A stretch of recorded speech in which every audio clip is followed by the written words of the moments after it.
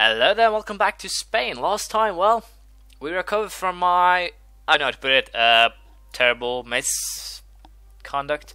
Whatever you want to call it, I messed up bad, and, well, we kind of fixed it now, but I kind of doubt it will actually help too much. But at the very least, we are currently at war with the Portuguese, with the goal of, well, screwing over their colonies and basically making sure that they are stuck on the Iberian heartland. So, with that in mind, we'll just keep on going and see how things end up end up. Because, well, as of now, I only have to do sieges. It seems the Portuguese army is stuck in Morocco. So for now, I'll just be sieging, and we'll see how it all ends up.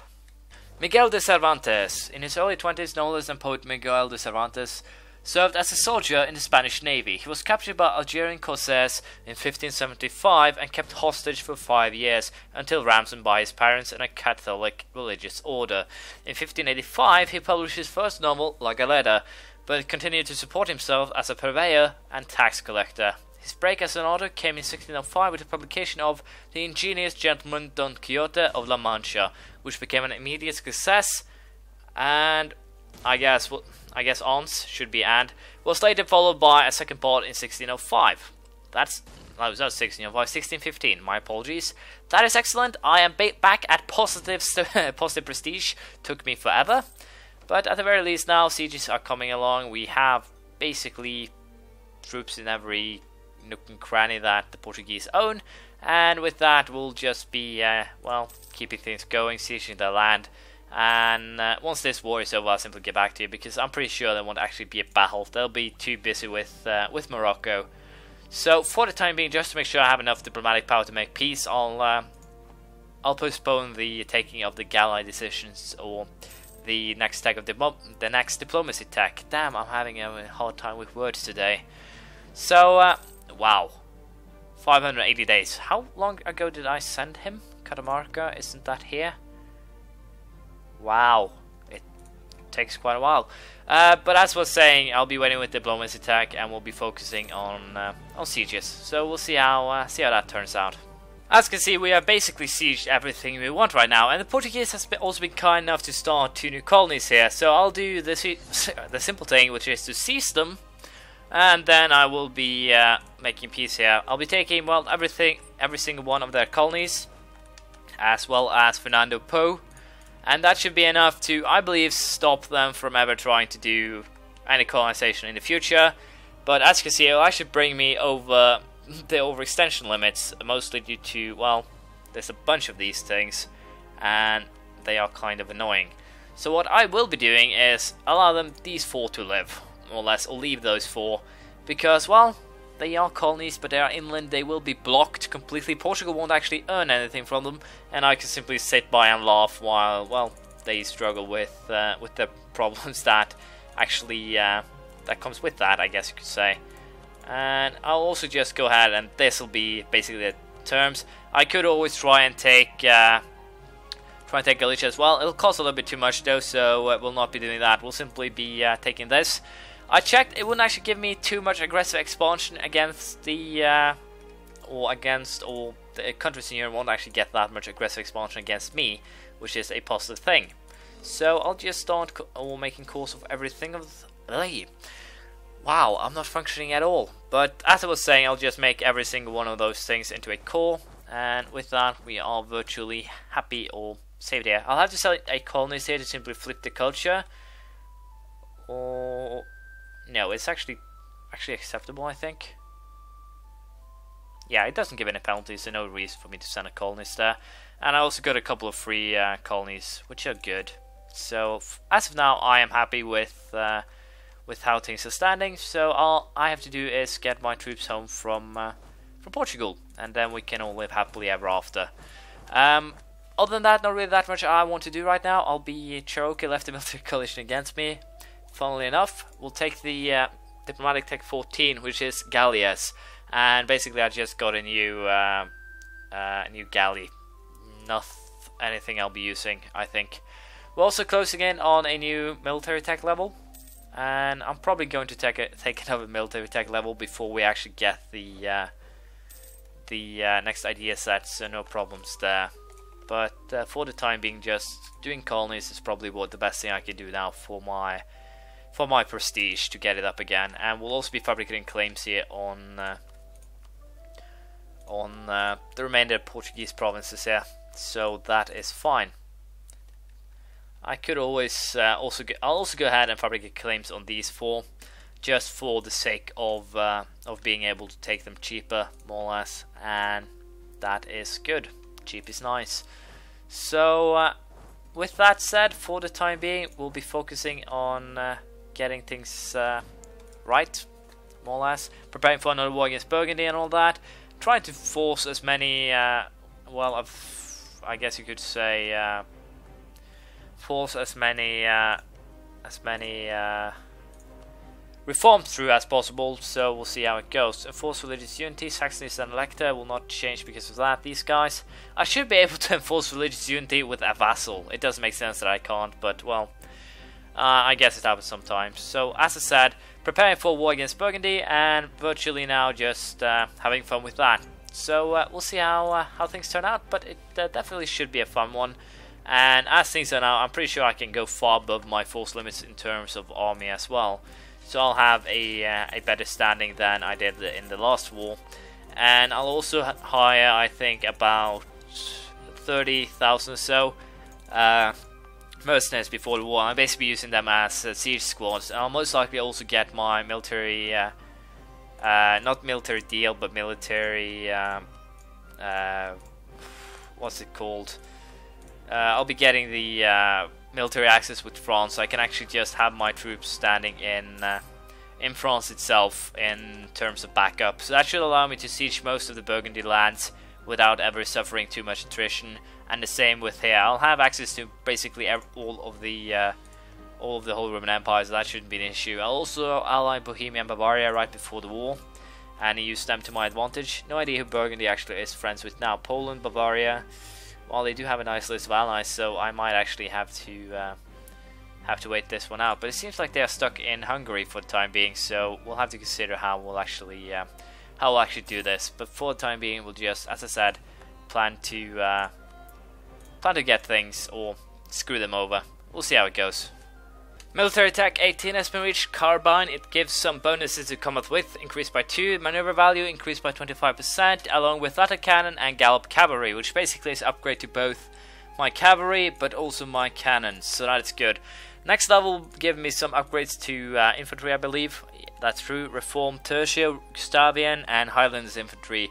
So I think I'll actually aim for getting them rather quickly, and then use those troops to screw over Burgundy, because they will definitely be hanging behind on the military aspect of things. So if I can get quality and also the better infantry by then, I should be able to defeat them quite easily. Although I said the same last time and failed, this time I'm kind of, or have my hopes a little bit higher up. So we'll see how it turns out. But I will have enough money to have enough high number of mercenaries, bribe out the big ones like Russia, and otherwise try to keep people in check. So we'll have to see how it turns out. If I can get my alliance with Austria, I have no idea what actually hostile against me. They can't actually do anything to me. So probably because they're at war. I have no idea if they'll change viewpoints of the war. I can hope, but I have no idea of knowing. So we'll simply have to wait and see.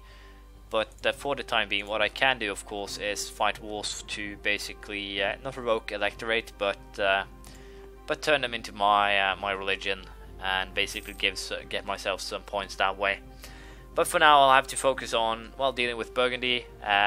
Portugal is basically out of the colonizing game, which basically means that I now have the entirety of Asia to myself, more or less. Especially if I take these islands and this area here, and I can also take provinces in Asia, which will allow me to take the decision. Let's see here, not that one, where is the Found Indian Trade Company, and as you can see, it'll give me an extra merchant, global trade power, and that'll boost my economy even further. So that is one of the potential things that I can do to try and help screw over everyone else a little bit more. And as you can see, I can also take the statute and restraint of appeals. I have no idea what that actually does, but I'll probably lose the papacy, so not interested. The papacy gives some nice bonuses to legitimacy, among other things. But they do give some, yeah, they give a boost to prestige as well. So for the time being, we'll not be doing well, too much risky stuff, I guess I could call it, and we'll rather try and colonize up the west coast and also colonize in Africa and Asia. So we'll see how that turns out, and we'll also, as I said, wait until we get level 19 military tech before we do anything against the end of the English Civil War. I actually forgot that I've started, but it seems like they managed to pull through rather calmly, nicely, so it doesn't really matter. But as I was saying, we'll wait to deal with Burgundy until we reach the military tech 19. It should give me everything I need to definitely screw them over. Fernando Po has become a core, and that means that most of my overextension is gone, and most of it will definitely be gone by the time that this is done, I think. So I need to get some, well, a little bit more modifications in terms of getting my colonies done, but also try to get my allies. Hopefully I can get well, steal Austria as an ally. Hopefully France, Austria, Bohemia, Bavaria. If I can get those four as allies, Hungary even, I'm pretty sure I will have the power needed then to stand against my enemies, even if Poland is a potential ally. So yeah, the real problem here is that Burgundy has allies in, well, Poland, Bavaria, Pomerania, Milan, Savoy and Russia. So if I can get Bohemia, Austria, Hungary for example, that will basically cancel out their allies again, and that should help out quite a lot. But I'm a little bit unsure who's actually at war with these guys. Milan, Bavaria, Austria, Ferrara, France and Ulm. And who's on their side? Are Burgundy fighting in this war? No, they're not. So what I can do here is declare a war on Savoy. No. I don't really know how to deal with Burgundy yet, to be honest, so we'll simply wait until I get a military attack or a golden opportunity, and then we'll decide then. And now basically everything except one of the colonies I stole have been caught. Printing press gives benefits. Since the invention of the printing press, more and more books about an even wider range of subjects have been published. We can now see the benefit of this, since knowledge spreads faster and more ideas are appearing amongst our philosophers and natural scientists. Good news. Okay, 20 on each point. But as you can see, I caught basically now everything except one of those provinces I stole. So things are doing well. Got Catamarca Accord, can pick a new mission. Enemy of our enemy, spread our culture to Abruzzi, get a presence in Italy. In India, my bad. We'll take that one. Heck, why not? Then I can get the India Trading Company as well. That's a good set. And also I believe now I have claims to everything. Probably go after Sin though. Just take straight out annexation. So for now we'll be planning that, and we'll see how things go. Apparently I can now choose between our Juan de Leyva. The mint is functioning at full efficiency and the coinages have been so pure. Juan de Leyva is the man exponent. So basically this is a great man event, and they are pretty good on several, well, factors. As you can see, his effort will be admired through the nation, gain 1 point stability, or his reputation will reach further than our borders, 50 prestige. Since my prestige is going up by itself, there's no real need for me to get a bit more prestige, so I'll simply take the point stability, and also it will allow the mint to function better. As you can also see, I allied France. I broke my royal marriage with, I believe it was Austria, Bavaria or Bohemia. I did a little bit while ago, so I had a slot open, and thus I ended up getting France as an ally. This is positive because that I definitely will be able to use the military access, and I'll also be able to siege or help France siege the edges of Burgundy, or allow them to do so, because, well, as I said, that'll basically help me more than it will help the French, due to the fact that by allowing them to siege the outskirts, I can then use that to my advantage in terms of allowing them to take land for themselves without me having anything to say in that peace deal. Will be very beneficial. So hopefully they will do that. Basically I'm just planning now to get Burgundy to release the miners. That's basically all that's on my mind. Apologies about that. Diplomatic tech level increased to level 15. The galleon max colony range 50. And naval morale increased by 0.4. Naval maintenance increased by 20%. I can now build galleons and early frigates. Basically my biggest ships have become bigger, and that is always good. And I'm closing in on the admin tech needed, so that's positive. I'm also having a lot of money now due to the fact that I do not have all of my colonies running. and that is also a testament to the fact that I will have a huge amount of money once I actually decide to make a move on Burgundy, as I've said. So that should be fine. But unfortunately, this is the end of this episode. We'll have to continue our wars against Portugal and Burgundy and everyone else next time. Hopefully we can turn Austria around. Bohemia and Bavaria at least seems to be happy with me. And Bohemia can probably be allied right now. I do have, as you can see, pretty much pretty high amounts of... well, I still have to wait for them for that religious independence thingy. So we'll have to wait a little bit further before I can ally them. But if I can ally Hungary and Bohemia virtually before this war, that'll help me quite. I think it will help me out quite a bit. So if I get Bohemia, Austria, and Hungary versus Bavaria, Burgundy, Savoy, Milan, and Poland, and Russia even further away, that would be very positive. I was tempted to check now the Ottomans if I could ally them. That would have been fun. I can't ally the Mamluks though. Can I seriously ally the Mamluks, bring them into the battle?